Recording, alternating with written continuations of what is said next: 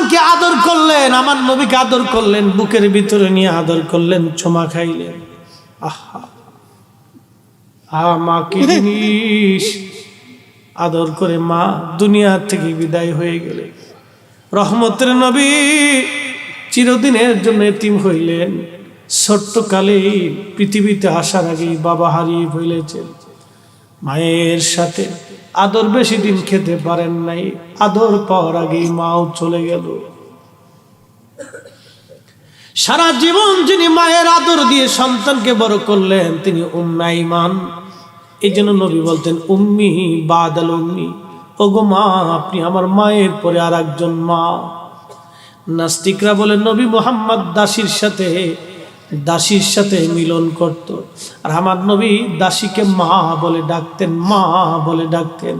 আমার নবীর চরিত্রে যারা বাজে কথা বলে ওদের জন্ম হয়েছে পতিতালয়ে না বেঞ্চের পার্কে। কথা বলেন ঠিক কিনা? নবীর উম্মতের আর এই গভীর মনোযোগ দিয়া শুনে, মাঝে মধ্যে উম্মে আইমান নবীজির ঘরে ঘুমাইতেন। মা তো মায়ের মতো দেখতেন নবীজি। রাত্রিবেলা হাবিবের ঘরের মধ্যে, নবীর ঘরের মধ্যে মাঝে মধ্যে ঘুমাইতেন। আল্লাহর নবী ঘটি মুবারকের মধ্যে প্রস্রাব করতেন রাত্রিবেলা। শত্রু মিত্রের ভয়ে অনেক সময় ঘর থেকে বের হতেন না। আল্লাহর নবীজি শত্রু মিত্রের কারণে ঘর থেকে বের হতেন না, ঘটির মধ্যেই প্রস্রাব মুবারক সারতেন। তো একদিন রজনীতে প্রস্রাব মুবারক করলেন। উম্মে আইমানকে বললেন মা এই ঘটির মধ্যে যা আছে সকালবেলা একটু ফেলে দিবেন। রাতের গভীর হয়ে গেল, উম্মে আইমানের ঘুম ভেঙে গেল। উম্মে আইমান পাত্রখানা মুখের মধ্যে নিয়ে প্রিয় নবীজির প্রস্রাব মোবারক গিলে ফেলে পেটের মধ্যে রেখে দিলেন। একবার জোরে বলা যাবে কি আল্লাহু আকবার। হযরত আমেনা সন্তানকে নিয়ে গেলেন বাবার কবর জিয়ারত করার জন্য, স্বামীর কবর আর নবীজির আব্বাজানের কবর জিয়ারত করানোর জন্য। নবী তখনও ছোট, বাবাকে কোনোদিন দেখে নাই। এতিম নবী বাবার কবরের পাশে যে অনেকক্ষণ কাঁদলেন, কেঁদে কেঁদে বাবার জন্য দোয়া করলেন। বাবা নাই, মাতুতলায় মামার দেশের বাড়িতে আল্লাহর নবীজি বড় হতে লাগলেন। পুকুরের মধ্যে গোসল করে ইহুদি পাদ্রী দেখে সর্বনাশ। সারা বালকদের ভিতরে একটা বালকের নূর মুবারক চমকাইতেছে। সারা বালকদের মধ্যে মদিনাতে একটা বালকের নূর চমকায়। আকাশের মেঘ এই বালককে ছায়া দেয়।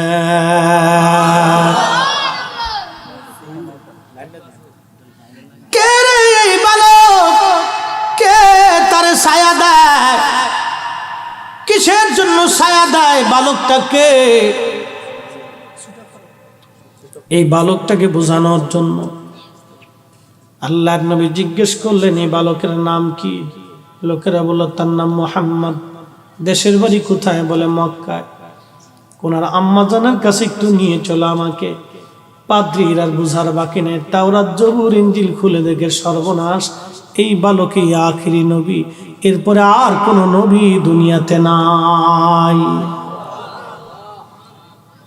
চলে গেলেন হযরত আমেনার কাছে, যা বললেন ওগো আমেনা আপনার স্বামী নাই, আমি জানি কিতাবে লেখা থাকবে আপনার স্বামী মারা গেছে আব্দুল্লাহ, সন্তান আছে।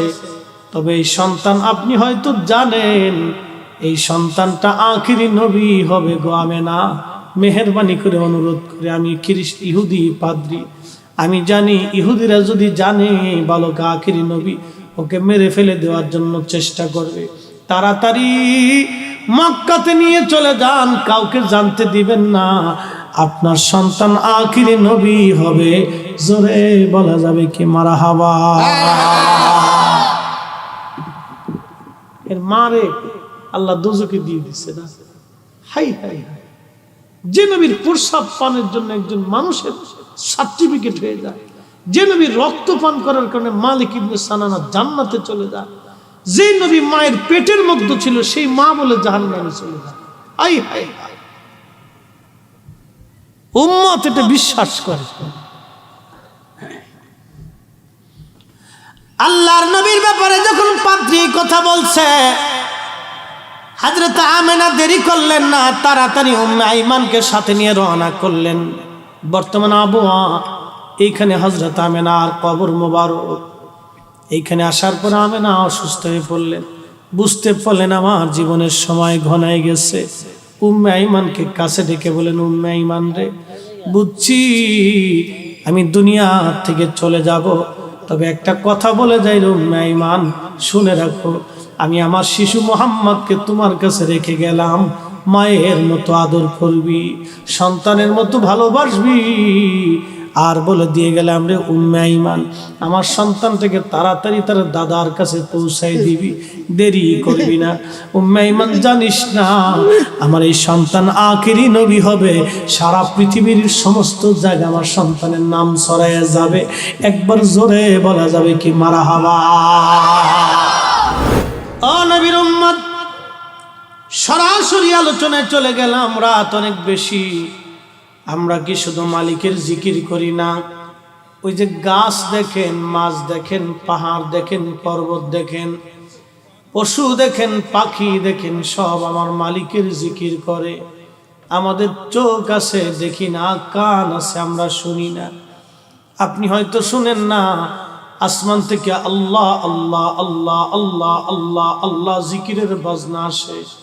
আমার হুজুর কেবলাজান মাঝে মধ্যে বলতেন, বাবারে, যদি অন্তর চক্ষুখানে একবার খুলে যায়, যদি তোমার 33 কোটি লতিফার ভিতরে একটা লতিফা জাগ্রত হয়ে যায়, তখন তুমি দেখবা, শুনবা, গাছ আল্লাহ আল্লাহ আল্লাহ আল্লাহ আল্লাহ আল্লাহ জিকির করে, মাছে আল্লাহ আল্লাহ আল্লাহ আল্লাহ জিকির করে, পশু পাখিরা আল্লাহ আল্লাহ আল্লাহ আল্লাহ জিকির করে। আল্লাহ বলেন, ইউসাব্বিহু লিল্লাহি মা ফিস সামাওয়াতি ওয়া মা ফিল আরদ। আসমান ও জমিনের ভিতরে যা কিছু আছে সব জিকির করে আল্লাহ। একবার জোরে বলা যাবে কি সুবহানাল্লাহ। আমরা জিকির করব কার? প্রশ্ন রাখবেন ফরিদি হুজুর, কেন জিকির করব? কি জন্য আমাদের জিকির করা দরকার? আমি বলি, কেন জিকির করব? রাত্রিবেলা দেখবেন অনেক মানুষ ঘুমায় ঘুমায় স্বপ্ন দেখে, ঘুমায় ঘুমায় কথাবার্তা বলে। যারা সারাদিন গাড়ি চালায়, ঘুমায় ঘুমায় তারা গাড়ি চালায়। সারাদিন যারা কাজ করে, ঘুমায় ঘুমায় তারা কাজ করে। দেখবেন সারাদিন যারা মানুষের সঙ্গে কথা বলে, ঘুমায় ঘুমায় তারা মানুষের সঙ্গে কথা বলে। আমরা যারা বক্তা, রাত্রিবেলা মাঝে মধ্যে ঘুমায় ঘুমায় আমরা ওয়াজ করি, ঘুমায় ঘুমায় আমরা জিকির করি, ঘুমায় ঘুমায় আমরা মিলাদ পড়ি। যারা সিএনজি চালায়, ঘুমায় ঘুমায় দেখবেন গাড়ি চালায়। এই যে সারাদিন কাজ করেছে, ঘুমের মধ্যেই কাজের ভাব আসে। আরে বান্দা যত আল্লাহ আল্লাহ আল্লাহ আল্লাহ জিকির করবে, খাইতে খাইতেও আল্লাহ, নাইতে নাইতেও আল্লাহ, চলতে চলতেও আল্লাহ, মরার সময় জিকিরি শুরু হয়ে যাবে আল্লাহ আল্লাহ আল্লাহ আল্লাহ। মরণের সময় তার আল্লাহ জিকিরি জারি হয়ে যাবে। জোরে বলা যাবে কি সুবহানাল্লাহ। তাহলে জিকির চলবে কার? ও নবীর উম্মত, আল্লাহ কোরআনে বলেন, ইয়া আইয়ুহাল্লাযীনা আমানু তাকুল্লাহ। ওরে ঈমানদার, আমি আল্লাহকে ভয় করো, হাক্কা তুকাতি, ভয় করার মতো করো। আল্লাহকে ভয় করার মতো কয়জনে করে দেখেন? নামাজের উপরে আবার শয়তানিও করে। কি কথা কর না কেন? মসজিদে পাক্কা মুসল্লি, গ্রামে ভেজাল বাঁধায়। নামাজ পড়ে লাভ হইল কি? পাক্কা মুসল্লি সুদের কারবারি করে। আমার দিকে তাকান, একটু বুঝে কথা কই। শরীরের ভিতরে পায়খানা লাগায় যদি কেউ নামাজ পড়ে, নামাজ হবে? বিনা অজুতে নামাজ পড়লে কি নামাজ হবে? বিনা অজুতে নামাজ পড়া যা, নামাজ না পড়াই তা। ঠিক কিনা? কেউ সুদ খাইলো, সুদের খাবার খাইয়া, আচ্ছা আপনারা বলেন, কেউ যদি কুত্তার গোশত খায় নামাজে আসে, নামাজ হবে? হ্যাঁ? কেউ যদি শুকুরের গোশত খায় নামাজে আসে, নামাজ হবে? প্রশ্ন হলো কেন? কুত্তার গোশত খাইছে, এটা হারাম, শরীরে যাওয়ার কারণে তার ভিতরে হারাম হয়ে গেছে। নামাজে যতই দাঁড়াক কাজ হবে না।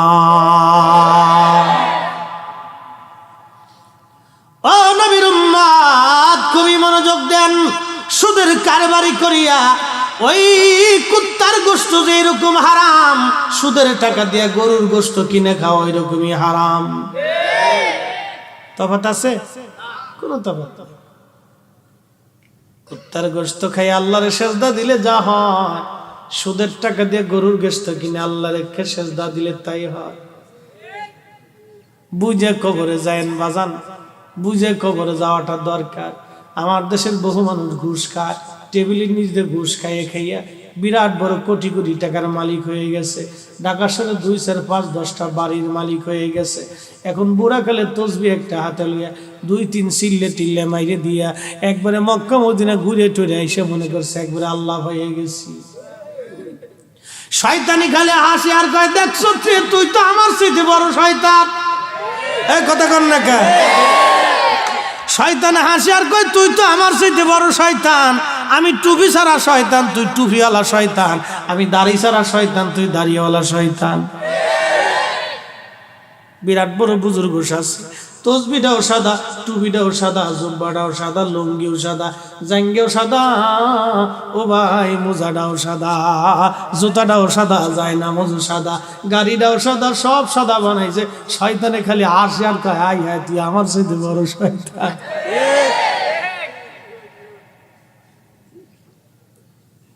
এ নবীর উম্মত, 18 কোটি মানুষের হক মাইরে দিয়া 8টা 10টা বাড়ির মালিক হইয়া একবারে বিরাট বড় বুজুর্গ সাইজা একবারে সব সাদা বানাইছে। শয়তানে কয়, হাই হাই তুই উপরে সাদা হতে পারিস, তোর রক্তটা তো কালা হয়ে গেছে। কারণ ওই রক্তের ভিতরে মানুষের রক্ত মিশে আছে, ওই রক্তের ভিতরে মানুষের চোখের পানি মিশে রয়েছে। বহু আছে বা বিরাট বুজুর্গ। কয়েকদিন আগে দেখলেন না, ডিমের দাম হঠাৎ বেড়ে গেছে। আচ্ছা, এখন বাংলাদেশের মুরগায় কি হরতাল দিচ্ছে? আগের দিনও যে ডিম পারছে, পরের দিনে তো মুরগা একই ডিম পারছে। মুরগা তো আর কয় নাই যে আরে তোরা আপনাকে খাবার দিস না, আমরা কালকে তো 7 দিন ডিম দিব না। ডিম তো ঠিকই আসতেছে মুরগার পেটে, প্রত্যেক দিন আইতেছে। তো হঠাৎ করে ডিমের দাম বাড়লো কেন? কারণটা কি? আমার দেশের বড় বড় ব্যবসায়িক যারা আছে, সিন্ডিকেট করে গুলো ডিম ছাড়বো না। দেখি বাঙালি কোথার থেকে ডিম পায়, ওরা সব স্টক করে রেখে দিল, মার্কেট আউট করে দিল। মার্কেটে হঠাৎ করে আগুন বরাবর দাম হয়ে গেল। পরের তারিখ ওরা 10 লক্ষ টাকার মাল 50 লক্ষ টাকা বিক্রি করলো। 50 কোটি টাকার মাল 150 কোটি টাকা বিক্রি করলো। রাতারাতি 100 কোটি টাকার মালিক করা হয়ে গেল। আমার দেশের মানুষের রক্তগুলি শুষে শুষে যারা নিয়ে গেল, কোটি বছর যদি হজ করে রে, আল্লাহ জান্নাত নসিব হবে না। এই যে বুড়া কলা, এদের ভিতরে আবার অনেক হাজি আছে। হাজি না ফাজি? কথা কর না কে? অনেক বড় বড় হাজি ব্যবসায়ী, বিরাট হাজি, উরি বুজুর্গ তসবি একটা এমন বাপ ধরছে যে এর মতো বুজুর্গ আর দুনিয়াতে নাই। একবারে দেখবেন ঢাকা শহরে হুরেন ঢাকার কিছু ব্যবসায়ী আছে, এই মাথার ভিতরে খুব সুন্দর সাদা টুপি, একবারে ঝকঝকে জুব্বা সুব্বা সব সাদা, দেখলি মনে হয় সাইকেল হাদিস সূরা ফাতিহা কইতারেন। সূরা ফাতিহা কইতারেন, মনে হচ্ছে সাইকেল হাদিস। বিরাট বড় বুজুর্গ, কিন্তু শয়তানের আড্ডি। মানুষের রক্ত শুষে কোটি কোটি টাকার মালিক হয়ে গেছে, রাতারাতি মালিক হয়েছে। এখন একবারে তসবিহ তুলে 2-3 চিল্লি মাইরে দিয়ে একবারে মনে করছে বেহেশত পেয়ে গেছি আমি সব। বাজার মুসলমান, উচিত কথাই মা ওই বাজার, গরম ভাতে বিলাই বাজার, ঠিক কিনা? ডাল ভাতে কুটুম বাজার, কুটুম চিনেননি? মেহমান, মেহমান। আমরা ফরিদপুরের ভাষায় কয় কুটুম। ডাল ভাতে কুটুম বেজার হয়, গরম ভাতে বিলাই বেজার। বিলাইরে যদি গরম ভাত দেন তাহলে আপনার উপর খেপ, খালি মেহমান করে আমার গরম ভাত দিচ্ছ, বিলিতি খেবে। উচিত কথা বলে মাইসব বেজার হয়। খুব মনোযোগ দিন, বাপ মুসলমান হওয়া লাগবে।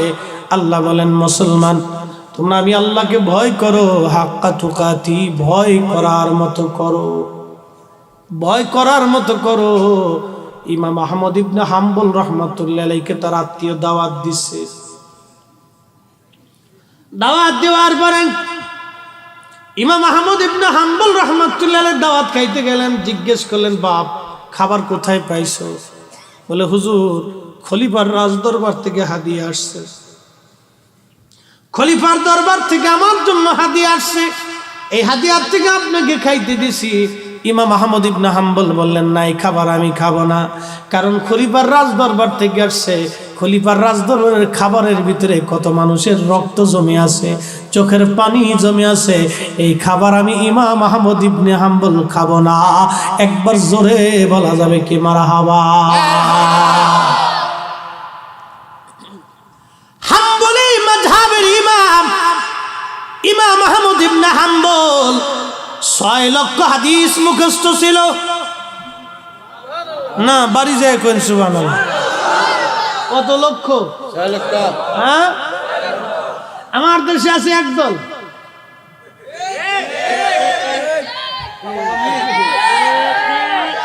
কিরে আছে না? একবার খুব বুজুর্গ বাপ ধরছে, একবার মনে করছে বেশ তো পেয়ে গেছি। আরে এটি কি তোর বাপ দাদার খালি ফুদ্দারি সম্পত্তি নাকি? মনে করছে একবার বেশ তো পেয়ে গেছি। এদের আকীদা মুহাম্মদুর রাসূলুল্লাহ মানুষ ছিলেন বিদায় ভুল করতেন। কি বুঝলেন? ছেলে পেলে যদি এই দলে মিশে মাথার থেকে পা পর্যন্ত পিটাবে, কথা বলেন না কেন? ও ভাইরাস, জাতি ধ্বংস করার জন্য। যারা আল্লাহর রাসূলের জীবনে ভুল ধরে, ওরে খাওয়ানোর সাথে কুত্তা খাওয়ানো অনেক ভালো। একবার সোজা বাংলা হিসাব, আমার কাছে কোনো বাকি ঝুঁকি নেই। ভালো লাগলেও ভালো, না লাগলেও ভালো। আল্লাহর নবীর জীবনে যারা ভুল ধরে এরা মানুষ হতে পারে না। কথা বলেন ঠিক না? কিসের মানুষ? মুহাম্মদুর রাসূলুল্লাহ আমাদের মতো মানুষ ছিলেন বিদায় মুহাম্মদুর রাসূলুল্লাহর ভুল হইতো। আকীদা, বিশ্বাস কি চিন্তা করতে পারছেন? মাথা নষ্ট হয়ে যাবে। আবার কে মুহাম্মদুর রাসূলুল্লাহর কবরকে কবর বলতে হবে, রওজা বললে হারাম হবে। নবীর কবর যদি রওজা না হয়, পৃথিবীতে কার কবর রওজা হবে বলেন? হাই হাই, যার কারণে উম্মতের কবর রওজা হয়, নবীর কারণে উম্মতের কবর রওজা হয়। ইমাম বুখারীর কবর 16 বছর কবর থেকে বেহেশতের খালি ঘিরা নিয়ে আসছে। কত বছর? 16 বছর। ইমাম বুখারী কি নবী না? আমার নবীর 200 বছর পরে নবীর হাদিসের খেদমতের জন্য তার কবর থেকে বেহেশতের ঘিরান আসে, আর নবীর কবর বলে রওজা বললে হারাম হয়। ওরে খাওয়ানোর সাথে কুত্তা খাওয়াবেন, সব বেশি হবে বাপ। কথা বলেন ঠিক কিনা? আমার নবীর ইজ্জতের চাদর ধরে যে টান দিবে, ওরে খাওয়ানো যাবে না। আল্লাহর দরবারে আপনি নিজে আসামি হবেন, নিজে আসামি হয়ে যাবেন। আল্লাহ বলবেন, এই বেঈমানকে খাওয়াইছিস কেন? কুত্তা খাওয়ালি নাকি? কুত্তারে খাওয়াইতি? কুত্তা সারা রাত তোর বাড়ি পাহারা দিত। এই আমার দিকে তাকা, মুসল্লি খুব পাকা, 12টা বাজে এখনো বসে দিস। হ্যাঁ, মুসল্লি খুব সাইজেলা মুসল্লি। এই মুসল্লি যতদিন সামনে থাকবে ততদিন সুন্নিয়ত হারাবে না। কথা বলেন ঠিক কিনা? সাইজেলা মুসল্লি সব। আপনাদের এলাকার মাদেরকে ধন্যবাদ দিতে হয়, এরা বাচ্চাদেরকে সামনে পাঠায় দেয়। আর আমরা এলাকায় বাবা ঘুমাও, ভূত আসছে, ভূত। হ্যাঁ, এটাকে ঘুম পাড়াই দেয়। খালি সামনে বুড়া মানুষ বইতে, যদি সুবহানাল্লাহ খান কি কব? 60 বছর ধরে 70 বছর ধরে সুবহানাল্লাহ কইতে বুড়া হয়ে গেছে। অনকুলে বলিয়াম সেতে না, গিয়ার মোবাইল সব পাতলা হয়ে গেছে। এটি সব জাপানি মেশিন, গিয়ার মোবাইল সব খুব ক্লিয়ার, দেখেন না? কথা কর আগে গিয়ার উঠে যায়, খুব টাইট মুসলিম। মুসলমান খুব মনোযোগ দিয়ে কেন কথাগুলি বললাম? ইমাম আহমদ ইবনে হাম্বল, হাম্বলি মাযহাবের ইমাম, কত বড় তাকওয়া চিন্তা করতে পারছেন। আমাদেরকে খাবার দিলে আমরা বিসমিল্লাহ করে খেয়ে ফেলাই, সুদের টাকা দিয়ে না ঘুষের টাকা দিয়ে আমরা খবর নেই না। তারা কত বড় জাহিদ ও আবেদ ছিল। খাবার কোথা থেকে আনছো বলো? জিজ্ঞেস করে নিতেন, যদি খাবারের ভিতরে ভেজাল মনে হতো এই খাবার খেতেন না, না খেয়ে থাকতেন। তারাও মাসালা দিল, ওরা বুকে হাত বেঁধে বুঝাইতে চায় আমরা কোনো ইমাম টিমাম মানি না, আমরা ইমাম লাগবে না, আমাদের কোরআন হাদিসই যথেষ্ট। আরে কানার ঘরের কানা, ভালো করে শুনে নাও, ইমাম আহমদ ইবনে হাম্বল 6 লক্ষ হাদিসের হাফেজ ছিলেন। বাজান খুব মনোযোগ দিয়েন। ইমাম মালিক লক্ষ লক্ষ হাদিসের হাফেজ, ইমাম আবু ইদ্রিস শাফিঈ লক্ষ লক্ষ হাদিসের হাফেজ, ইমামুল আজম আবু হানিফা রাহমাতুল্লাহ আলাইহি লক্ষ লক্ষ হাদিসের হাফেজ। একবার জোরে বলা যাবে কি মারহাবা?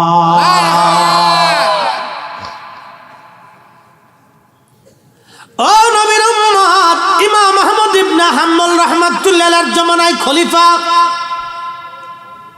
তৎকালীন খলিফা ওনাকে রাজ দরবারে ডেকে নিয়ে বলেন, ইমাম আহমদ আপনি বলেন কোরআন সৃষ্টি না স্রষ্টার বাণী? ইমাম আহমদ ইবনে হাম্বল বললেন, না, কোরআন স্রষ্টার বাণী। স্রষ্টার বাণী কোনোদিন সৃষ্টি হতে পারে না। সারা জীবন মনে রাখবেন, কোরআন শরীফ স্রষ্টার বাণী, কোরআন কিন্তু কোনো মাখলুক না, এটা মালিকের বাণী, স্রষ্টার বাণী, আল্লাহর কালাম, কালামুল্লাহ যার নাম, এটা কিন্তু মাখলুক না। কোরআন কিন্তু কোনো সৃষ্টি না, এটা কালামুল্লাহ, আল্লাহর কালাম। কার কালাম? আল্লাহ। খলিফা বললেন, না, এটা সৃষ্টি। ইমাম আহমদ ইবনে হাম্বল বললেন, না, যেটা কোরআনে লেখা নাই, নবী বলে নাই, এটা আমি বলবো না। খলিফা বললেন, তাকে জেলখানায় নিয়ে যাও, প্রত্যেকদিন 10টা করে বেতের বাড়ি মারবা। আরে ইমাম আহমদ ইবনে হাম্বল রাহমাতুল্লাহ আলাইহিকে প্রত্যেকদিন জেলখানা থেকে বের করা হতো, হাত পা গুলি শক্ত করে বেঁধে পিঠের মধ্যে জোরে বড় বড় বেত দিয়ে চাবুক দিয়ে 10টা করে বেতের বাড়ি খুব শক্ত করে মারা হতো, গোশতগুলি ফেটে ফেটে রক্ত পড়তো। এইভাবে পরের দিন আবার মারা হতো, মারতে মারতে গোশত জায়গায় জায়গায় পচে গেল, ঘা হয়ে গেল। আরে আকীদার জন্য ইমামরা সেই দিন পিঠের গোশত দিয়েছে, আর তুই এসে বলবি মুহাম্মদ ভুল করতো, আমরা সুন্নিরা কোনোদিন মেনে নেব না। এই কথা বলেন ঠিক না বেঠিক? নারে তাকবীর, নারে রিসালাত, হযরত মাওলানা ফরিদি সাহেব জিন্দাবাদ, জিন্দাবাদ। ইমাম আহমদ ইবনে হাম্বল পিঠের চামড়া দিয়ে দিয়েছে, গোশত দিয়ে দিয়েছে। পিটাইতে পিটাইতে 1-2 বছর না 4 বছর পার হলো, জায়গায় জায়গায় গোশত পচে পচে খসে খসে গেছে। এই গোশতের ভিতরেই ওইভাবে পিটানো হতো। বলেন কোরআন মাখলুক? ইমাম আহমদ ইবনে হাম্বল বললেন, না, মরে যাব কিন্তু বেঈমান হয়ে মরব না। ও সুন্নি মুসলমান, তোমার এসে সহিহ হাদিস দিছে আর তুমি বুকে হাত বেঁধে নামাজ পড়া শুরু করছো, ওই ফুলারে আবার খাবার দাও না? হ্যাঁ, আমি তো মাথার পাত থেকে পা পর্যন্ত পিঠে চামড়া তুলে ফেলতাম। বেটা জন্ম দিয়েছি, কথা আমারটাই শুনতে হবে।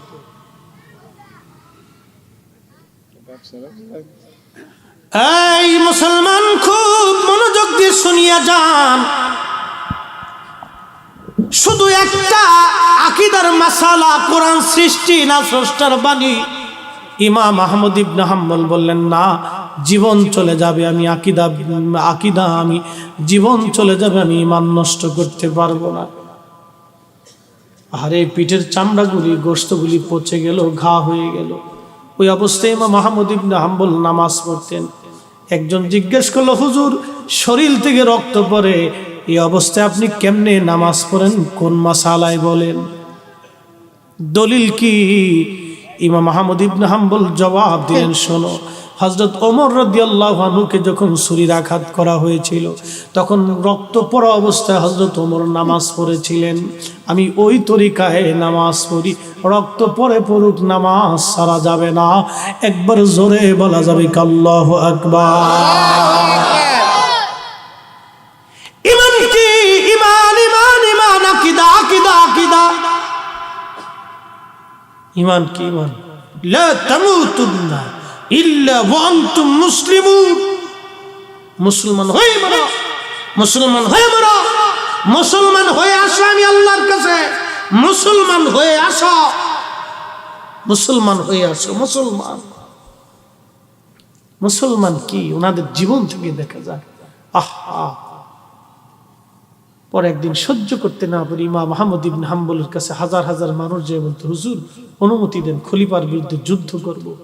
বললেন, না, আমি চাই না আমার কারণে কোনো মার কোল খালি হয়ে যাক, তোমরা অপেক্ষা করো, আল্লাহর ফয়সালা আসবে।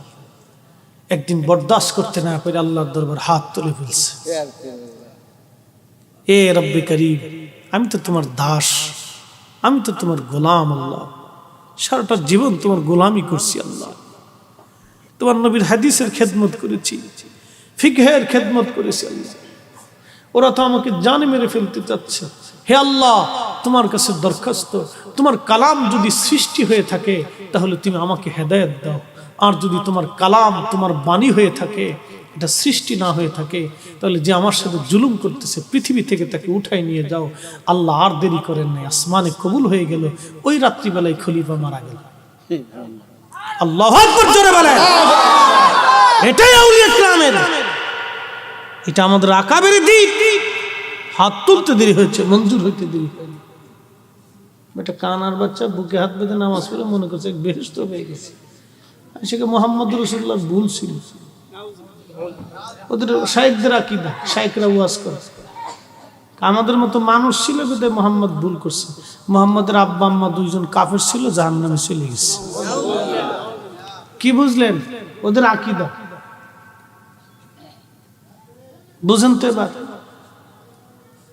কাবা শরীফের গিলাফ দিয়েও যদি কাউকে কবর দেওয়া হয়, কাফন পরানো হয়, কাবার পাথর খসায় যদি তার কাফনের ভিতরে দিয়ে দেওয়া হয়, আর সে যদি লক্ষ বছর হাতিমে কাবাতে মাকাম ইব্রাহিমে নামাজ পড়ে, আর যদি বলে আল্লাহ রাসূলের আব্বা আম্মা জাহান্নামে চলে গেছে, ও বেহেশত নসিব হবে না। এই কথা বলেন না কেন? বেহেশত নসিব হবে না। আপনি ভাবতেছেন হ্যাঁ, বেহেশত আল্লাহর নবীর মাধ্যমে হবে, উম্মতের বেহেশত নবীর মাধ্যম ছাড়া হবে না। এই কথা বলেন ঠিক কিনা? উম্মতের বেহেশত কার মাধ্যমে? জোরে বলেন, আরো জোরে। উম্মতের বেহেশত নবীর মাধ্যমে। নবী ছাড়া উম্মতের কোনো বেহেশত। আমি বুঝাইবো কেমনে বলেন তো? মাধবপুরের মুসলমানেরা, আরে নওয়াগাঁর মুসলমান, নওপাড়ার মুসলমানেরা, পূর্ব এটা খোলার মা বোনেরা, মাইকের আওয়াজ যত দূর যায় কথাগুলি শুনবেন। ইমাম আহমদ ইবনে হাম্বলের দোয়া কবুল হয়ে গেল। নতুন খলিফা আসলো। নতুন খলিফা এসে তাড়াতাড়ি বলেন ইমাম আহমদকে জেলখানার থেকে বের করে নিয়ে আসেন। জেলখানার থেকে বের করার পরে ওই দেশের যিনি খলিফা, ইরাকের বাগদাদের সবচেয়ে বড় কবিরাজ ডাক্তার, তাকে দায়িত্ব দিয়ে বললেন দ্রুত গতিতে ওনার চিকিৎসা করেন, সুস্থ করে তুলতে হবে ইমাম আহমদকে। ডাক্তার ওনার পচা গোশতগুলি কেটে কেটে ফেলে দিতেন। মানুষ দেখে দেখে চোখের পানি ফেলে কাঁদত।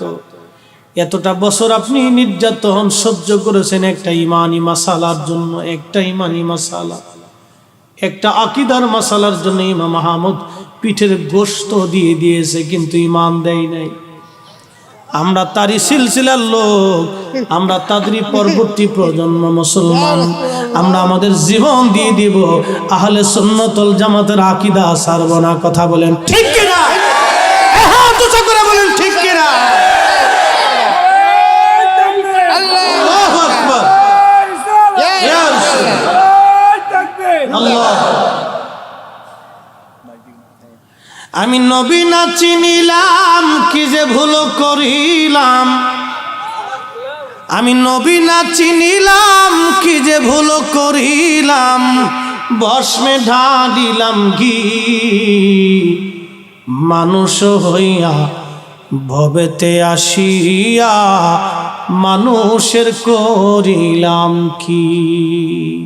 মানুষ হইয়া ভবেতে আসিয়া মানুষের করিলাম কি।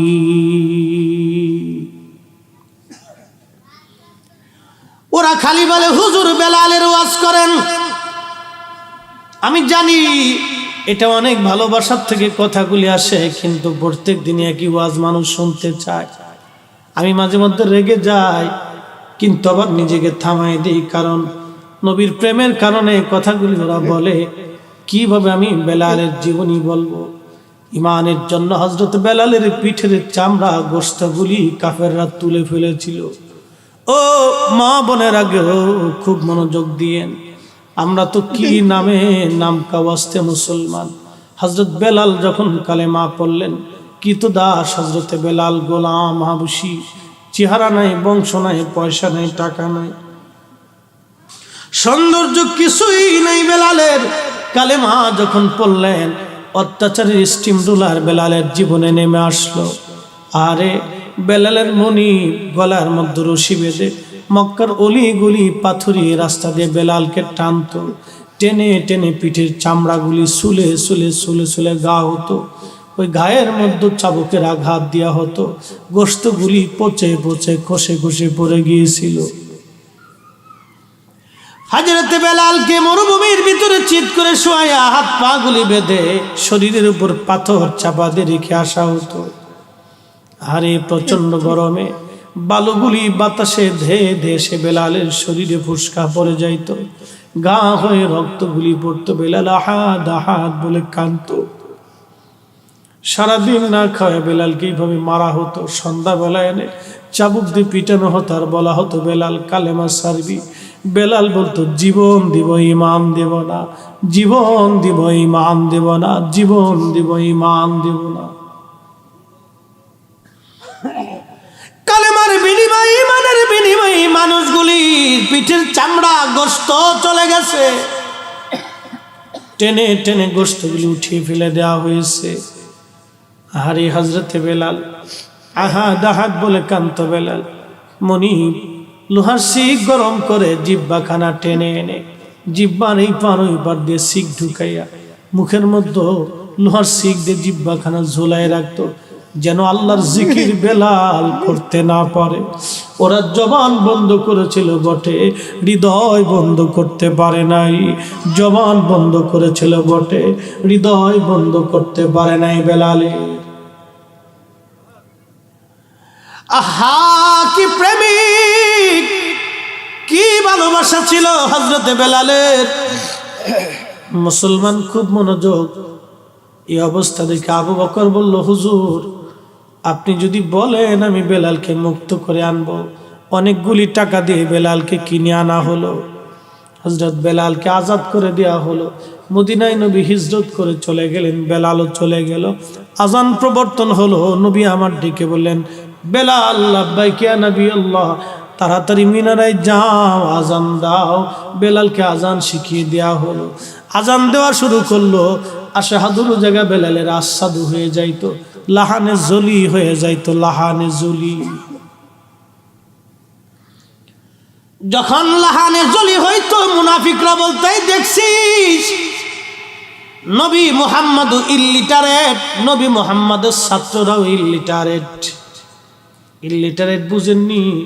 অক্ষর জ্ঞানহীন, শূন্য, কোনো লেখাপড়া নাই। নবী মুহাম্মদেরও লেখাপড়া নাই, ছাত্রদেরও কোনো লেখাপড়া নাই। ছাত্ররা আজানে ভুল করে, দেখ আজানটা পর্যন্ত সহি মতো দিতে পারে না। ওই দিনের মুনাফিকরাও বলেছিল নবী ইল্লিটারেট। বর্তমান জমানার মুনাফিকরাও কয় নবী ইল্লিটারেট। কথা বলেন ঠিক কিনা?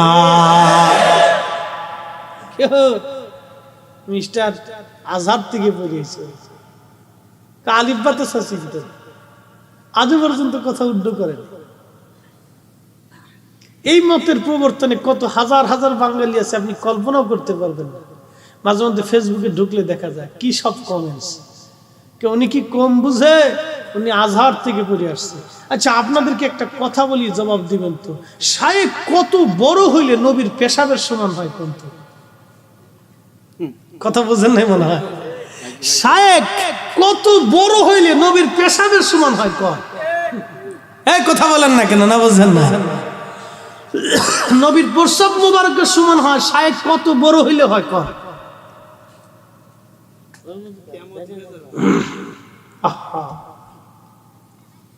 আল্লাহ রাসূলের প্রস্রাব মুবারকটা কত দামি ছিল জানেন? নবীজির দাসী ছিল উম্মে আইমান। নবী বলতেন, উম্মি বাদাল উম্মি, আপনি মায়ের পরে আমার একজন মা। কেন? নবীজির আম্মা জান যখন অসুস্থ হয়ে পড়লেন আবুয়াতে, ঘটনাটা বলবো? একটু কষ্ট হবে না? থাকবেন? আধা ঘন্টা কিন্তু হয়ে গেছে। চলবে? হ্যাঁ, এই জাপানি চলবে? সারা চলবে? ঠিক আছে। ওরা কোরআনের হাফেজ না, কিন্তু কোরআনের হাফেজদেরকে দেখতে আসছে। এই সমর্থনের কারণে কিয়ামতের ময়দানে আল্লাহ হাফেজদের সঙ্গী বানাইয়া কোরআন এসে বলবে আল্লাহ ওদেরকেও বেহেশত দিতে হবে, নাহলে আমি যাইতাম না। কোরআন শরীফ সামনে দেখালি ঘুরবো, আল্লাহ ওদেরকেও দিতে হবে, আল্লাহ ওদেরও দিতে হবে। ওরা কোরআন আমার ফরছে না, কিন্তু কোরআন হাফেজদের করে সমর্থন দিয়ে বসেছিল, আল্লাহ ওদেরকে দিতে হবে বেহেশত, না দিয়ে আমি যাইতাম না। আল্লাহ শেষে যা দিয়ে দিলাম। সুবহানাল্লাহ, আওয়াজ দূর আরো জোরে বলে সুবহানাল্লাহ।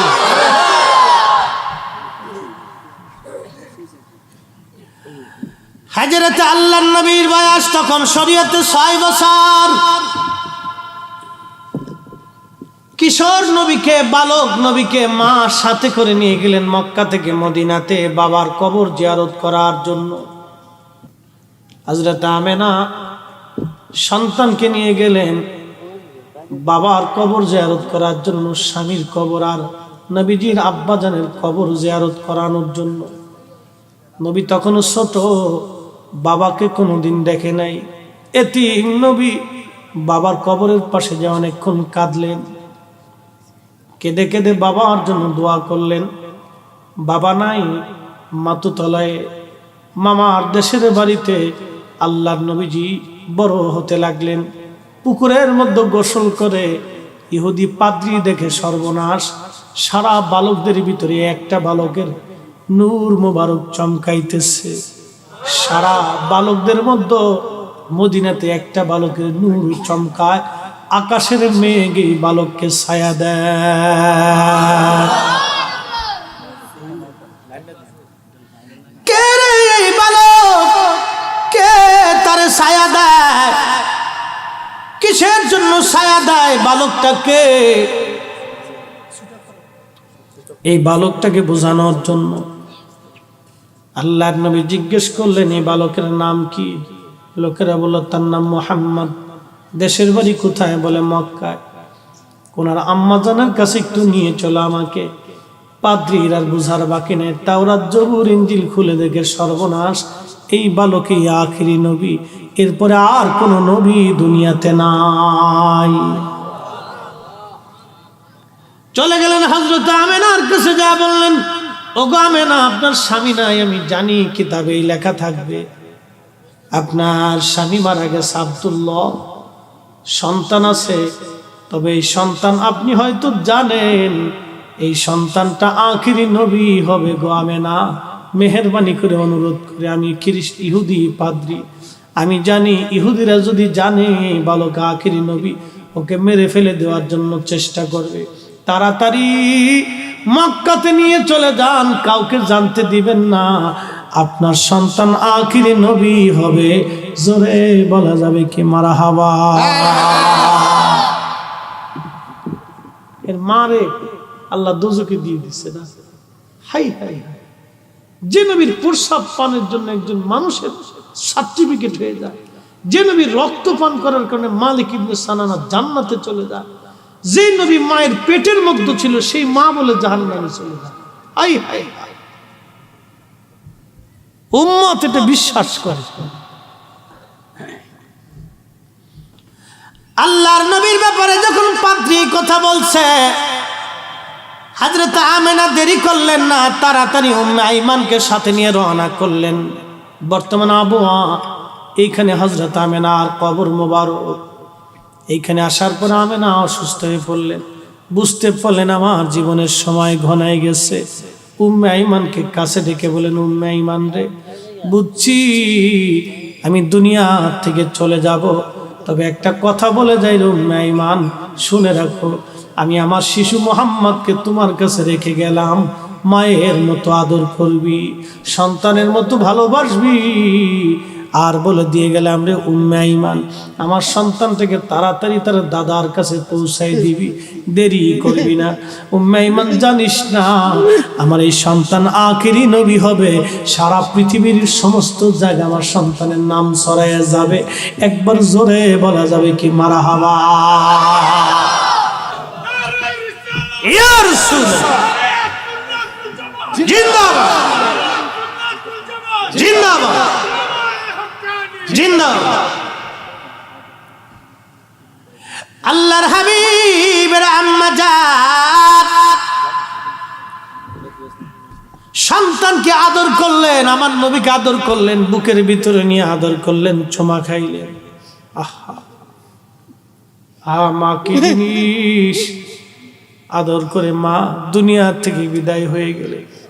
রহমতের নবী চিরদিনের জন্য এতিম হইলেন। ছোট্টকালেই পৃথিবীতে আসার আগেই বাবা হারিয়ে ফেলেছেন। মায়ের সাথে আদর বেশি দিন খেতে পারেন নাই, আদর পাওয়ার আগেই মাও চলে গেল। সারা জীবন যিনি মায়ের আদর দিয়ে সন্তানকে বড় করলেন তিনি উম্মে আইমান। এই জন্য নবী বলতেন উম্মি বাদাল উম্মি, ওগো মা আপনি আমার মায়ের পরে আর একজন মা। নাস্তিকরা বলেন নবী মুহাম্মদ দাসীর সাথে মিলন করত, আর আমার নবী দাসীকে মা বলে ডাকতেন, মা বলে ডাকতেন। আমার নবীর চরিত্রে যারা বাজে কথা বলে ওদের জন্ম হয়েছে পতিতালয়ে না বেঞ্চের পার্কে। কথা বলেন ঠিক কিনা? নবীর উম্মতের আর এই গভীর মনোযোগ দিয়া শুনেন। মাঝে মধ্যে উম্মে আইমান নবীজির ঘরে ঘুমাইতেন। মা তো মায়ের মতো দেখতেন নবীজি। রাত্রিবেলা হাবিবের ঘরের মধ্যে, নবীর ঘরের মধ্যে মাঝে মধ্যে ঘুমাইতেন। আল্লাহর নবী ঘটি মুবারকের মধ্যে প্রস্রাব করতেন রাত্রিবেলা, শত্রু মিত্রের ভয়ে অনেক সময় ঘর থেকে বের হতেন না।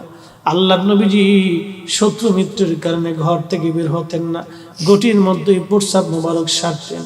একদিন রজনীতে প্রস্রাব মুবারক করলেন। উম্মে আইমানকে বলেন মা এই ঘটির মধ্যে যা আছে সকালবেলা একটু ফেলে দিবেন। রাতের গভীর হয়ে গেল, উম্মে আইমানের ঘুম ভেঙে গেল। উম্মে আইমান পাত্রখানা মুখের মধ্যে নিয়ে প্রিয় নবীজির প্রস্রাব মুবারক গিলে ফেলে পেটের মধ্যে রেখে দিলেন। একবার জোরে বলা যাবে কি আল্লাহু আকবার। তাহাজ্জুদের সময় নবীর ঘুম ভেঙেছে। প্রিয় নবীজি ডেকে বলেন মা ঘটির মধ্যে যে প্রস্রাব ছিল কোথায়? উম্মে আইমান বলেন ইয়া নবী আল্লাহ খেয়ে ফেলছি। আল্লাহর নবীজি বেজার হলেন না, হাসি দিলেন। উম্মে আইমান বলেন হাসিটা এত চমৎকার ছিল, তাহাজ্জুদের সময় রাতের আধারের হাসিতে আমি দেখেছি দাঁতের ভিতর থেকে নূর চমকায় চমকায় বের হয়। কোথার থেকে বের হয়? জোরে কর। জবান থেকে নূর বের হচ্ছে। তাহাজ্জুদের সময় দেখি দাঁতের ফাঁক থেকে নূর বের হয়ে আসতেছে। না বাড়ি যায় করে আরো জোর নূর বের হয়ে আসতেছে। ওই হাসি এতই চমৎকার ছিল, নবীজি ডেকে বলে মা সার্টিফিকেট দিলাম আপনাকে, আপনার পেটে কোনোদিন পীড়া হবে না। আর যদি কোনোদিন আপনার গর্ভ থেকে সন্তান পৃথিবীতে আসে, ওই সন্তানের মাধ্যমে কিয়ামত পর্যন্ত যত সন্তান আসবে তাদের শরীর থেকে মিশকের ঘ্রাণ আসবে, আতর ব্যবহার করা লাগবে না। সুবহানাল্লাহ। আস্তে বলবেন না, একসাথে যে না বলবেন, জোরে যে না বলবেন, জবান খুলে না বললে বুঝবো আপনি নবীর দুশমন। আজাজিল বিন আজাজিল একসাথে জোরে বলেন সুবহানাল্লাহ। যে মৌলবিকা নবী আমরার মতো ধরেন রাত্রিবেলা এরা ঘুমের মাতালে মুইতে দিচ্ছে। মৌলবী সাহেব ধরেন রাত্রিবেলা ঘুমে বিছনাত মুইতে দিচ্ছে। হ্যাঁ, তার বউ চিন্তা করলো আমার স্বামী তো কত বড় বক্তা, কত বড় হুজুর, মুইতেই নেই দিছে, অসুবিধা কি? না একদম মুইতেই দিছে, অসুবিধা কি? লুঙ্গিটা টান দিয়ে খুলে নিয়ে আস্তে করে মুচড়াইয়া হুজুর সাহেবের নাকের গোড়া থুয়ে দিছে। থাক, ঘুমাইতে পারবো কেরে? তার মুখে দিল্লির আতরের গিরানা হে না, পাড়ার সে দুর্গন্ধ। কথা কর না কিরে, তোরা ঘুমাইতেছ? পাড়া চিনস? পাড়া পাড়া কোনটা? কত এই ছাগল যেটা তুলায় না, বেশি ফেলায় না, এটা আমরা দেশে পাড়া। এটা দেশে কি কর? ওর যত সাবান আর শ্যাম্পু দিয়ে গোসল করেন গন্ধ আসবে, ঠিক কিনা? মারাত্মক গন্ধ। আমি কিন্তু গালি টালি দিতেছি, খালি পাড়ার কথা বলতেছি।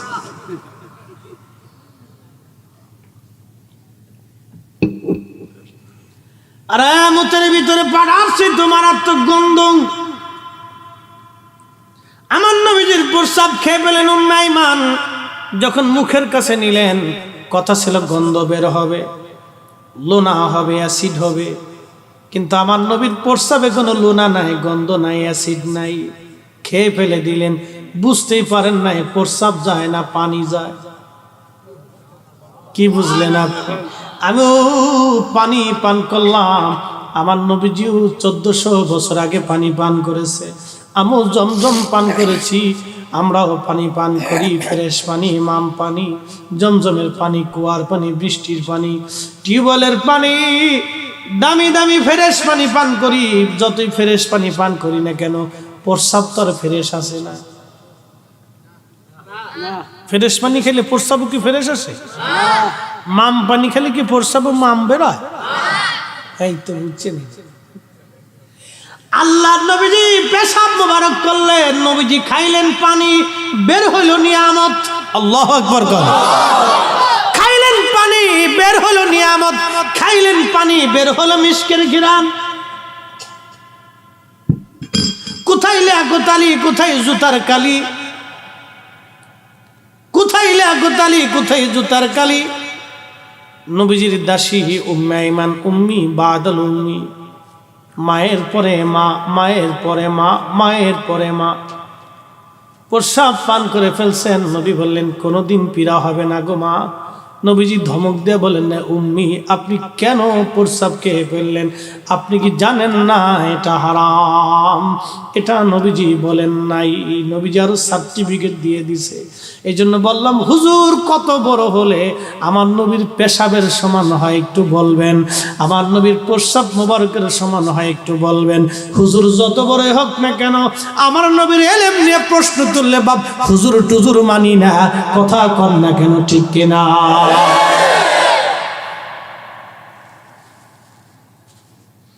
নবী আমার বললেন, অদবুরুস সালাতিল মাকতুবা, ফরজ নামাজের পরে দোয়া করলে দোয়া কবুল হয়।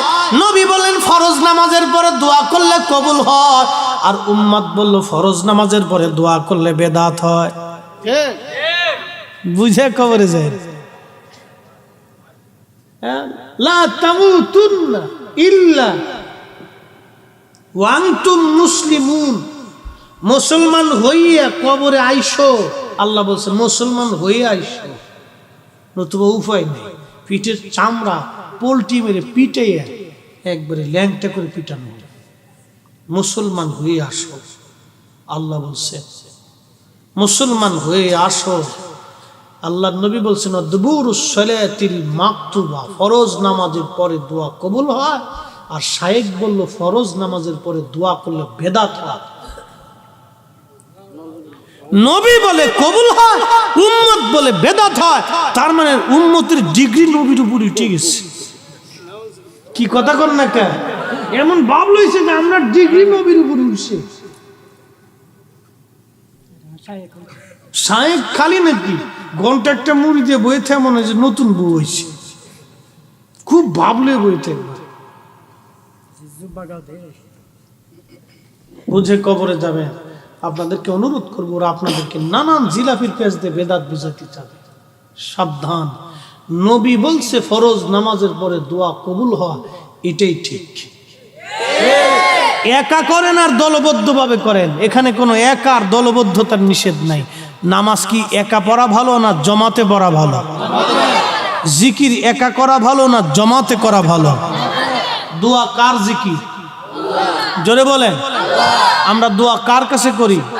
এটাও একটা জিকিরের অংশ। এই দোয়া একা করার চাইতে জমাতে করা ভালো,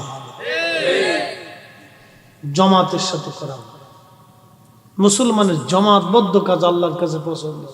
এখানে যদি আমি একা আসতাম আর আমরা ধরেন মাদ্রাসার মুহতামিম সাহেব থাকতো, মাদ্রাসার হুজুরা 2-3 জন থাকতো, আর আমরা আমি ওয়াজ করতাম, উনি একজন ওয়াজ শুনতো, তাহলে মাহফিল হইতো না?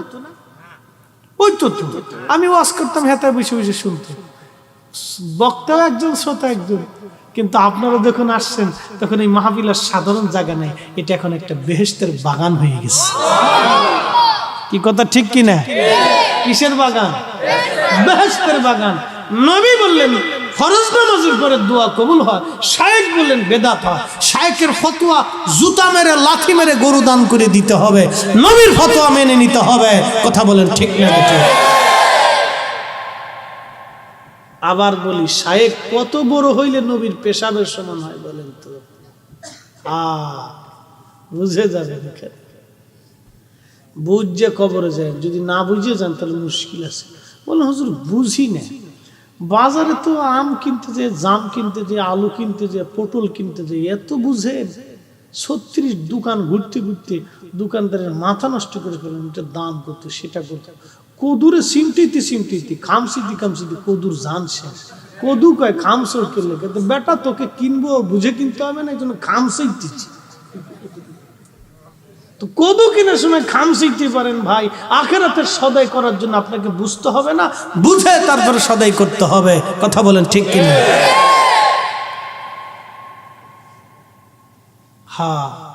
সাহাবায়ে কেরামের পিঠের চামড়া চলে গেছে, গোশত চলে গেছে, আজানে ভুল হয়। মুনাফিকরাকে দেখছে মুহাম্মদ ইলিটারেট, ছাত্ররা ইলিটারেট। আর আল্লাহ কোরআনে বলেন কামা আরসালনা ফীকুম রাসূলাম মিনকুম ইয়াতলু আলাইকুম আয়াতিনা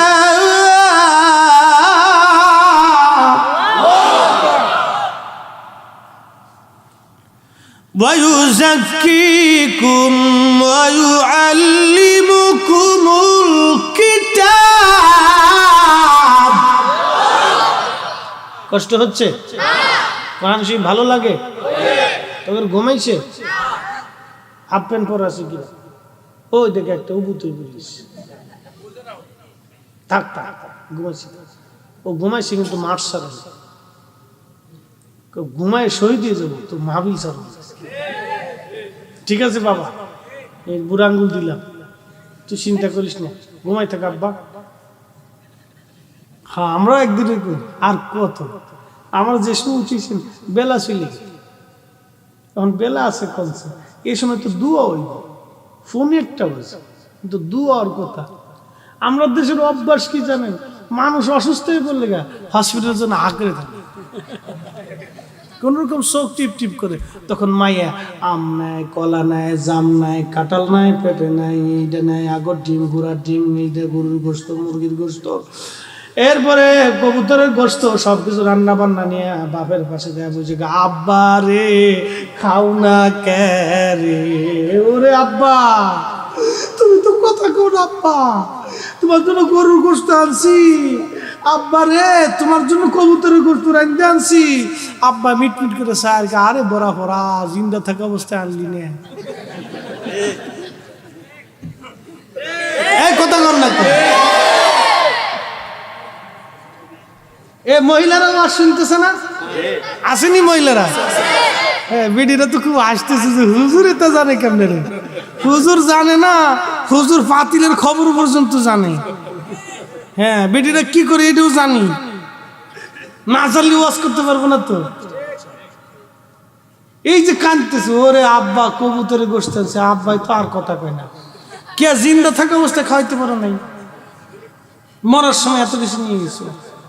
ফুলায় কান্দা, আব্বা গো কত কিছু আনছি, আব্বা খাও না কে রে। তখন ওই বুড়া চিন্তা করে, আমি যদি সুস্থ থাকতাম তো করে আজকে লাড়ি দিয়ে পিটাইতাম। আমি এখন মরে যেতেছি, তোরে এখন এত ফল টলাই না আমার সার্ভেসে নাকি ফুজে দিবি, আমি যেতে থাকা অবস্থা আনস নাই। বাঙালি বুঝছে? বাজান খুব মনোযোগ দিয়ে শুনিয়া যান। আল্লাহ বলেন ওয়ায়ুযাক্কিকুম, আমার নবী তোমাদের মাঝে পাঠিয়েছি, এজন্যই পাঠাইছি ও বান্দারা, আমার নবী তোমাদেরকে পবিত্র বানাবে। ওয়ায়ুযাক্কিকুম, তোমাদেরকে পবিত্র বানাবে আমার এই নবী। তাহলে আপনারা বলেন নবী পাক না না পাক? আরে যে নবী পাক সে নবী তো উম্মতকে পাক বানাবে, কথা বলেন ঠিক কিনা? আল্লাহ বলেন ওয়ায়ুযাক্কিকুম, আমার এই নবী তোমাদেরকে পাক বানাবে, পাক পাক পাক। এই জন্য নবীজির মাথা মোবারক থেকে পা মোবারক পর্যন্ত পাক ছিল। উম্মে আইমান প্রস্রাব খাওয়ার পরেও নবী ধমক দেন নাই, কারণ নবী জানতেন আমার প্রস্রাব হারাম না, হারাম না, হারাম না, হারাম না। একবার জোরে বলা যাবে কি মারহাবা? ঠিক আছে না?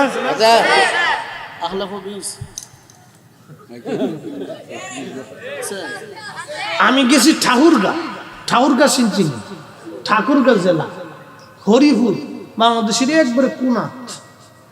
তখন ফাজিলে বলি গেছি না, তো জোহরের আজান দিছে, আমি চিন্তা করলাম মসজিদে যে নামাজটা পড়ে আসি। তো এই জাত যে ওই জায়গা আমি তো জানি, ঢুকার পরে জীবনের প্রথম, তখন তো এত কিছু বুঝতাম না, ফাজিলে পড়ি এত মাসলা মাসলি বুঝি। ঢুকার পরে আমি সবই খাইছে, কিরে এরা কারা? তখন দুইটা এসে আমার দুই ফার উপরে ফাড়া দিয়ে খাইছে। আমি কি কিরে জীবনে তো এরকম খাইছি না। ফাড়া দিয়ে খানোর পরে আমি চিন্তা করলাম দাঁড়া, আমি তো ফরিদপুরে মানুষ, তো করে আজকে একটা খেলা দেখা, নামাজ তো হইতই না। তো ফাটারে উঠে ওগার ফার উপর দুইজনে দিয়ে এরকম খালি জাপতাছি, তো পুরা নামাজে যাচ্ছি। নামাজ পড়ার শেষে দুটি এমনি চাইছি, আমি চাই রইছি হুজুর এইবার ফার উপর ফা দিয়ে যাতলেন কে? আমি তোরা আমার ফার উপর ফাড়া দিলি কে?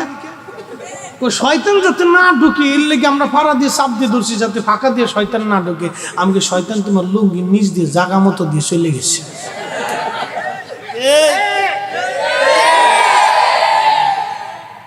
শয়তান যাওয়ার জায়গা আছে, প্রভাব পড়ছে রে। শয়তান যখন আল্লাহর কাছ থেকে বিদায় নিবেন, আল্লাহরে ডাক দেখ, আল্লাহ এত বছর তোমার সেজদা দিছি, আমার কি কিছু দেবা না? বলে কি নিবি বল? শয়তান বলল আল্লাহ তুমি তো আমারে শয়তান বানাই দিলা, তো শয়তানই তো করবো আমি তো এই আদমের জন্য তোমার দরজা থেকে বিতাড়িত হইলাম।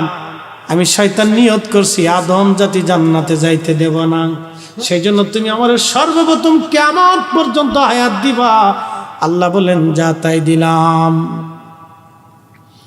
আল্লাহ সারা পৃথিবী তাসাররুফ করব, ঘুরে আসবো, 1 সেকেন্ডের ভিতরে চলে আসবো, এই ক্ষমতা তুমি আমারে দিবা। আল্লাহ বলেন যা তাও দিলাম। আর কি চাস? বলে আল্লাহ মানুষের রক্তের শিরার ভিতরে দিয়ে ঢুকে ঢুকে ঢুকে ঢুকে আমি কালবের এইখানে বসে বসে বান্দাকে ধোঁকা দিব ক্ষমতা দাও। মিন শাররিল ওয়াসওয়াসিল খান্নাস,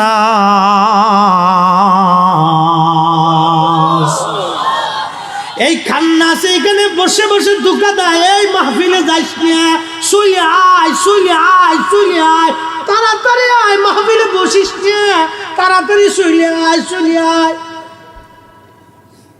নামাজে যাইস না, রোজায় বসিস না, জিকিরে বসিস না, দোয়া করিস না। এখন জিন্দা শয়তান বেরোইছে, দাড়িওয়ালা শয়তান। ওরা কয় দোয়া করিস না, বেদাত হবে না, বেদাত বেদাত।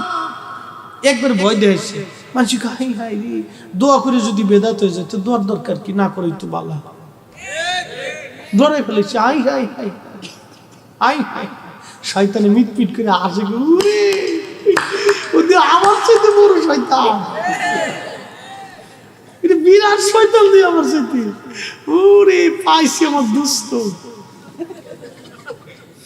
দুস্থ পাইছি আমি। আমার আর চিন্তা আমি সমুদ্রের মাঝখানে যে ঠ্যাঙের উপর পাও দিয়ে ঘুমাই থাকি। আমার দুস্থরা সারা দেশে কাজ চালাবে, যা তো করে খেলাপথ দিয়ে গেলাম। ও বাজান খুব মনোযোগ দিয়ে না, শয়তান বলে আল্লাহ ধোঁকা দেওয়ার ক্ষমতা দাও। আল্লাহ বলেন যা তাও দিয়ে দিলাম। বলে কি করবি? বলে আল্লাহ আমি ধোঁকা দিয়ে দিয়ে একটা বান্দাকেও জান্নাতে যাইতে দেব না, খালি গুনাহ করাবো। আল্লাহ বলেন শয়তান, আমার বান্দারা তোর ধোঁকায় পড়ে গুনাহ করবে, আর আমার বান্দা যখন আমার দরবারে হাত তুলে তওবা করে কেঁদে ফেলবে, যখন বান্দা আমার কাছে ক্ষমা চাবে, আমি আল্লাহ আমার বান্দার জীবনের গুনাহগুলি মাফ করে দেব। তুই ধোঁকা দিয়ে গুনাহ করাবি, আর আমার বান্দা শুধু হাত তুলে বলে আল্লাহ ভুল হয়ে গেছে, আমি আল্লাহ মাফ করে দেব। আরো জোরে, আরো জোরে। আজকে যাওয়া চিন্তা করিস না, ল্যাংটা ওই একবারে যাই বড়ই পড়ব না।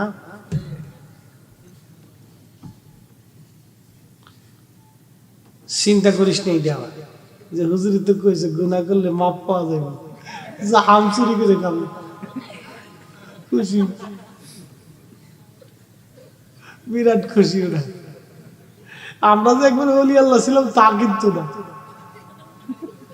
কি কথা করলে কে ও অংশের নয় হুজুর হইছে, বুজুর্গ হইছেন, ছোটকালে যে কত বড় ওলি আল্লাহ তা আমরাও বুঝি।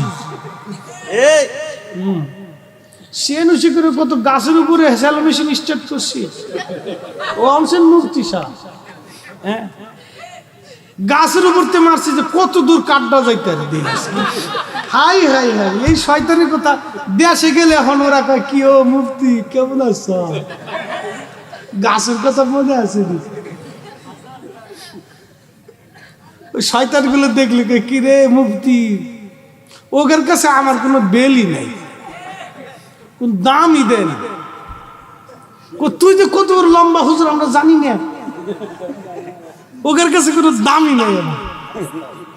ওই ছোটকালে একসাথে খেলাধুলা দুষ্ট। হ্যাঁ, কিন্তু আমার রসুলের চরিত্র কত মহান ছিল জানেন। ও ইন্নাকা আলা খুলুকিন আযীম, ছোট্ট কাল থেকে রসুল সম্পূর্ণ আলাদা ছিল। নবীর জীবন এতই চমৎকার ছিল, কোনো খুঁত নাই। একবারে পৃথিবীতে আসা থেকে চলে যাওয়ার আগ মুহূর্ত পর্যন্ত কেউ কোনোদিন খুদ ধরতে পারে নাই, শিশুকালের না।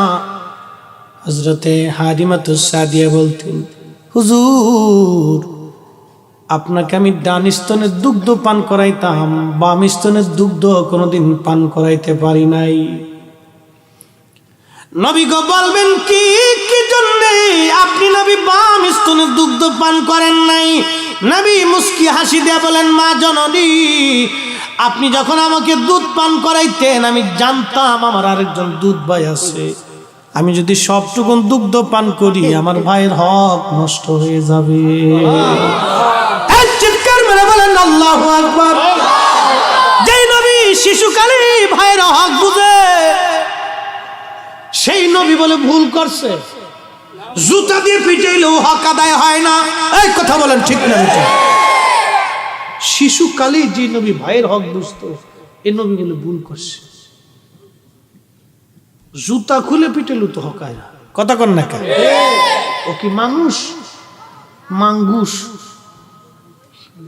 আমি নবী না চিনিলাম,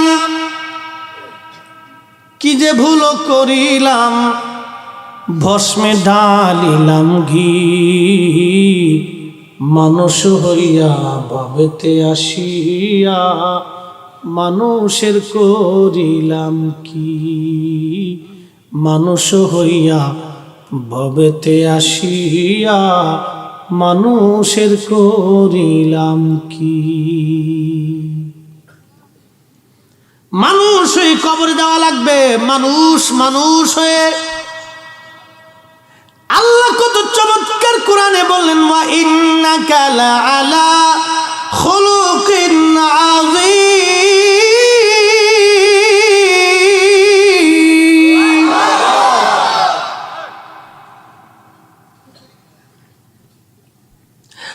জীবনে দাঁড়িয়ে প্রস্রাব করেছি, বন্ধু বান্ধবের মেলে পরে শয়তানি দুষ্টুমি করেছি। নবীর জীবনে এরকম নাই। আল্লাহর নবীজির গুপ্তাঙ্গ কোনোদিন কেউ দেখতে পারে নাই। নবীর আম্মা হালিমাতুস সাদিয়া বলতেন, নবী গো, আপনার গুপ্তাঙ্গ কোনোদিন আমি হালিমা দেখি নাই। সুবহানাল্লাহ বলবেন। দাত্রী মা যিনি পরিষ্কার করতেন তিনিও বলতেছেন, কোনোদিন আমি দেখি নাই। আপনি নবীর গুপ্তাঙ্গের দিকে যখন আমি তাকাইতাম শুধু নূর দেখতে পাইতাম, নূর নূর নূর। জোরে বলা যাবে আল্লাহু আকবার। কষ্ট হইতেছে? কি দেখতে পাইতেন? নূর, খালি নূর চমকাইত। আমি অন্য কিছু দেখতে পারি। সে নবীকে আল্লাহ কতটা হেফাজত করছে। হাই হাই হাই, আমি নবীর প্রশংসা কিভাবে করবো বলুন তো? কোন ভাষায় করব, কোন ইলমে করব? আল্লাহ বলেন, ওয়ায়ুআল্লিমুকুম মা লাম তাকুনু তা'লামুন। তুমি যেটা জানো না সেই বিষয়টা আমার নবী তোমাদেরকে শিক্ষা দিবে। নবী আমাদের শিক্ষক। তাহলে যেই নবী আলিফ বা তা চিনে না সেই নবী কোরআন কেমনে শিখাইলেন? ও বাজান, অতএব নবীকে যারা ইলিটারেট মনে করে ওরাই হলো বর্তমান জমানার দাজ্জাল এবং কাজ্জাব। কথা বলেন ঠিক কিনা? ইউআল্লিমুকুমুল কিতাবা ওয়াল হিকমা, শুধু কিতাব শিক্ষা দিবে, হিকমত শিক্ষা দিবে। যে কিতাবই পড়তে জানে না সে কিতাব শিখাবে কেমনে? আল্লাহ কোরআন শরীফে বলতেছে, ইউআল্লিমুকুমুল কিতাবা ওয়াল হিকমা। আমার নবী তোমাদেরকে কিতাব শিক্ষা দিবে, হিকমত শিক্ষা দিবে, জ্ঞান ও বিজ্ঞান শিক্ষা দিবে। জ্ঞান শিখাবে, বিজ্ঞান শিখাবে, ইলমে লাদুন্নি শিক্ষা দিবে এই নবী। ইলমের এমন কোন দিক নাই যেই দিকে নবী শিক্ষা না দিবে।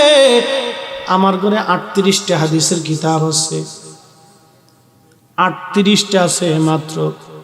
তার ভিতরে একটা হাদিসের কিতাবে আছে 60,000 হাদিস, একটা কিতাবে আছে 26,000 হাদিস, একটা কিতাবে আছে 39,000 হাদিস, একটা কিতাব আছে 41,000 হাদিস।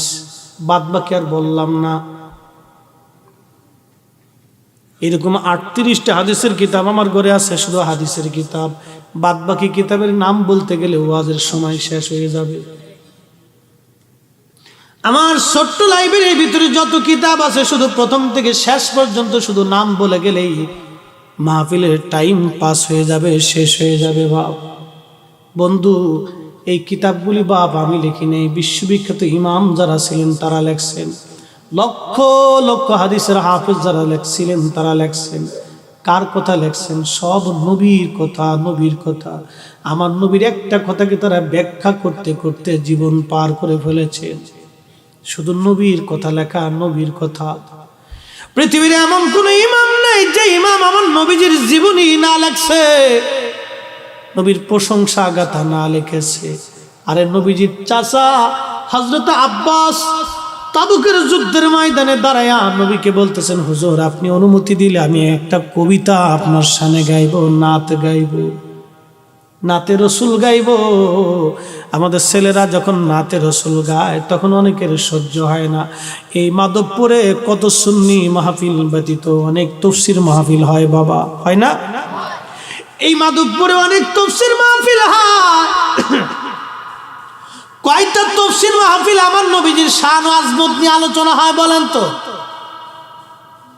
বলেন কয়টা তাফসীর মাহফিল সুন্নিরা ব্যতীত যে কয়টা তাফসীর মাহফিল হয়, কয়টা তাফসীর মাহফিলে আমার নবীজির শান ইজ্জত আজমত নিয়ে কথা হয়, ওয়াজ হয়? বলেন নাই নাই। বলেন আপনাদের হাতে সাল্লাহ। নাই নাই। টাকা তো ঠিকই দেয়, তাফসীর মাহফিলের টাকা তো ঠিকই দেয়।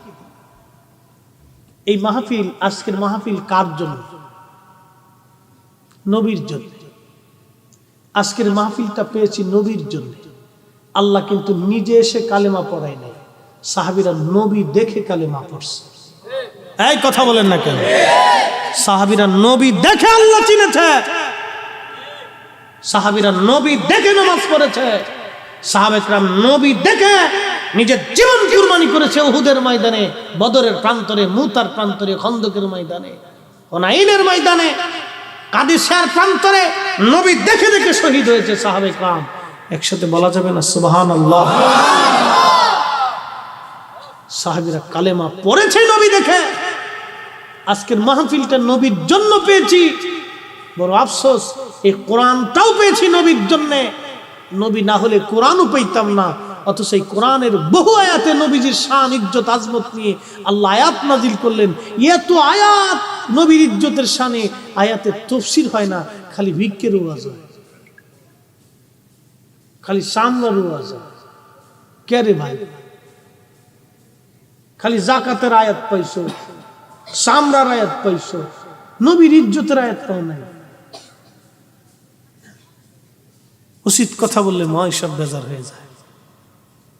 এত তাফসীর করে এলো সারা বছর বুঝিয়ে, নবীর শান ইজ্জত আজমত আলোচনা নেই। নাম দিছে আন্তর্জাতিক খ্যাতি সম্পন্ন চিন্তাভূত। কত বড় চিন্তাভূত চিন্তা করতে পারছেন? সারা কোরআনে নবীর ইজ্জতের আয়াত খুঁজে পাই না, চিন্তাভূত। কথা কন না কা?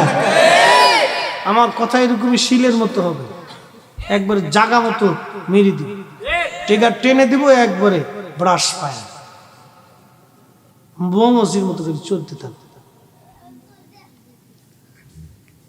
চলবে ভাই নাই, আরো জোরে চলবে না? শেষ বেশি করতেছি না চিন্তার কারণে, পরে এতিমের মতো শেষ। আগামী বছর একটু চাল ডাল উঠে দিয়ে যেতে, নাহলে উঠতেছে না। এটা কেমন যেন ফাঁকা ফাঁকা মনে, কিছু একটা হইলে এটা থাকলে একটু শান্তি হইত। কি কথা কর না, এটা হইলে ভালো হইতো। মাদ্রাসার মাহফিল না, যাই হোক ইনশাল্লাহ অপেক্ষা করে। আবাজান কিভাবে বললে যে আপনি নবীজির শান বুঝবেন, কেমনে বললে যে বুঝবেন? বলার মতো যোগ্যতা সেই জ্ঞান আমার নাই। কিছু সময় আপনাদেরকে নিয়ে আমি কথা বললাম, শেষ করে দিয়ে যাব। বাজান পৃথিবী থেকে শূন্য হাতে আমরা একদিন চলে যাব। একদিন মাটির ভিতরে হবে ঘরে, মন আমার কেন বাঁধো দালান ঘর। একদিন মাটির ভিতরে হবে ঘরে, মন আমার কেন বাঁধো দালান ঘর। আমি একটা নিয়ত করছি আমার দেশে পরে 10 পাখি 5 বিঘা জমির উপর একটা মাদ্রাসা করবো ইনশাল্লাহ। এটা আমার নিয়ত, জায়গা দেখতেছি, দোয়া করবেন ইনশাল্লাহ। আমি মরার আগে তো অনেক বড় জামিয়া করে একবার দাওর ইফতার পর্যন্ত, এটা আমার নিয়ত। একদিন মাটির ভিতরে হবে ঘরে, মন আমার কেন বাঁধো দালান ঘর। মন আমার কেন বাঁধো দালান ঘর। বন্ধু আমার, পৃথিবী থেকে একদিন আমরা সবাই কবরে চলে যাব। এই আপনাদের অঞ্চলে বহু বক্তা আমার নবীদের দুরূদ নিয়ে ব্যঙ্গ করত। ব্যঙ্গ কি কথা বলেন, ঠিক কিনা? ব্যঙ্গ করতে করতে আমার আল্লাহ তার মুখটা ব্যাখ্যা করে দিল, গন্ধ পচে শেষ পর্যন্ত কবরে চলে গেল। কিন্তু বক্তা নাই, আমার নবীর দুরূদ আছে না নাই? হাত উঁচা করে বলেন আছে না নাই? বক্তা মাটির সাথে মিশে গেছে, নবীর দুরূদ এখনো চালু আছে। কথা বলেন ঠিক কিনা? খবর দেশে চলে যাব, আমার নবীর শান থাকবে, নবীর গান থাকবে। কাজী নজরুল কতই চমৎকার না বলেছেন, আল্লাহকে যে পাইতে চায় হযরতকে ভালোবেসে, আরশ কুরসি লৌহ কলম না চাইতে পেয়েছে সে। ও নবীর উম্মত, কবরে চলে যাবে একদিন শূন্য হাতে। এই শহরের, এই দেশের কত বড় বড় ধনীরা কবর দেশে চলে গেছে বাপ, কেউ আজ খোঁজ নেয় না, খবর নেয় না। মাটির সাথে মিশে গেছে, মাটির সাথে মিশে গেছে। আমরাও মাটির সাথে মিশে যাব, খোঁজ আমাদের হবে না। এই জন্য আল্লাহ বলেন, وَأَنْفِقُوا مِمَّا رَزَقْنَاكُم مِّن قَبْلِ أَن يَأْتِيَ أَحَدَكُمُ الْمَوْتُ। বান্দারে, মরণ আসার আগে তুমি আল্লাহর পথে তোমার সম্পদ খরচ করো, টাকা খরচ করো। যদি না করো, মানুষ কিয়ামতের মাঠে গোশতগুলি, চামড়াগুলি টেনে টেনে টেনে টেনে ছিঁড়ে ফেলবে আর বলবে, হায় আফসোস, আমার এই হাতের রুজি দিয়ে কেন আমি আল্লাহর পথে খরচ করি নাই, কেন আমি খরচ করি নাই, কেন আমি খরচ করলাম না। فيقول ربي لولا أخرتني إلى أجل قريب। আল্লাহর বান্দা বলবে, রব আপনি আমাকে আবার পৃথিবীতে পাঠান, ফাআসাদ্দাকা, বেশি বেশি করে দান করব, আকুম মিনাস সলিহিন, আর নেককারদের দলভুক্ত হয়ে যাব। আল্লাহ বলবেন, ওয়ালা ইউআখিরুল্লাহু নাফসান ইযা জাআ আজালুহা। বান্দারে, আর দুনিয়াতে দ্বিতীয়বার আসার এবং যাওয়ার সুযোগ নাই। One time pass, one time সুযোগ। বাদশাহ क्या फकीर हो, सबको एक ही ठिकाना, सबको एक ही ठिकाना। जिंदगी तोर जायरे फाकी दिया रे सुनारा दो, जिंदगी तोर जाए फाकी दिया। ও আদমরি